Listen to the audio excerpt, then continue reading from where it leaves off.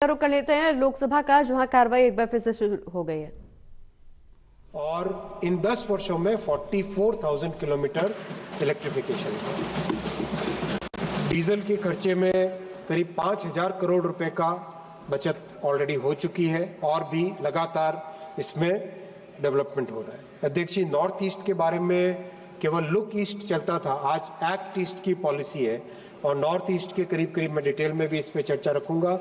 किस तरह से हर एक राज्य में नॉर्थ ईस्ट में रेलवे का विकास हो रहा है। जम्मू कश्मीर की जो वर्षों से हमारी डिमांड थी वो कनेक्टिविटी संपूर्ण होने को आई, प्रोजेक्ट संपन्न होने को आया। कवच जैसी टेक्नोलॉजी का विकास हुआ, बुलेट ट्रेन प्रोजेक्ट आज 300 किलोमीटर से ज़्यादा बन चुका है। फ्रेट कॉरिडोर जो कि एक भी किलोमीटर नहीं बना था 2014 तक, जीरो था 2014 तक, आज 2700 किलोमीटर से ज़्यादा बन के 350 गाड़ियाँ उस पर डेली चल रही हैं। सेफ्टी के लिए स्टेशंस का डिजिटल कंट्रोल, माननीय अध्यक्ष जी, पूरे यूपीए के 10 साल में मात्र 800 स्टेशन डिजिटल कंट्रोल पे आए थे और प्रधानमंत्री श्री नरेंद्र मोदी जी के 10 साल के कार्यकाल में 3000 से ज़्यादा स्टेशंस का डिजिटल कंट्रोल आया। अध्यक्ष जी, 140 करोड़ का ये देश है, एक रैपिडली ग्रोइंग इकोनॉमी है। यहाँ पे अपने को रेलवे की कैपेसिटी सिग्निफिकेंटली बढ़ाने की ज़रूरत है। जो 50-60 वर्षों तक जिस तरह से रेलवे में इन्वेस्टमेंट की कमी रही और जिसके कारण रेलवे, अगर हम देखें तो हाईवे में इन्वेस्टमेंट खूब हुआ, रेलवे में इन्वेस्टमेंट नहीं हुआ। लेकिन रेलवे एक अच्छा सेफ और एनवायरमेंट फ्रेंडली मीडियम है। तो प्रधानमंत्री श्री नरेंद्र मोदी जी ने 14 में जिम्मेदारी संभालने के तुरंत बाद में, जहां 25-30 हजार करोड़ के आसपास का बजट होता था रेलवे का, उसको बढ़ा के 2,52,000 करोड़ का बजट किया और हर राज्य को रिकॉर्ड एलोकेशन मिला है और काम में भी बहुत अच्छी तेजी आई है।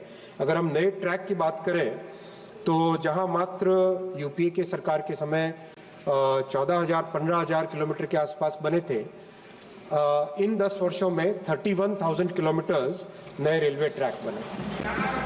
पिछले एक वर्ष में ही अध्यक्ष जी 5,300 किलोमीटर नए रेलवे ट्रैक बने, जो कि पूरे स्विट्जरलैंड के रेलवे नेटवर्क से भी ज़्यादा है। यानी एक समृद्ध देश के रेलवे नेटवर्क जितना है उतना 2 साल लगातार भारत के रेलवे नेटवर्क में ऐड हुआ है। ये एक बहुत बड़ी उपलब्धि है इस देश की।